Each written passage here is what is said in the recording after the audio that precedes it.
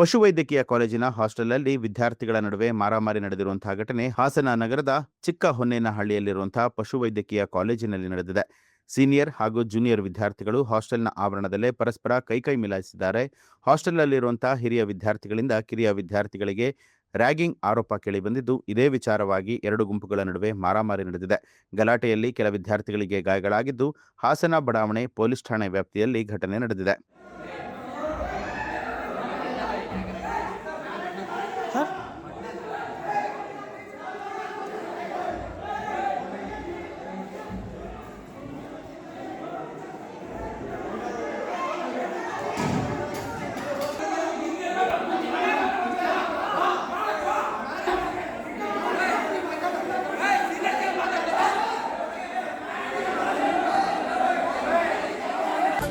News alert, ನಿಮ್ಮಿಂದ ನಿಮಗಾಗಿ.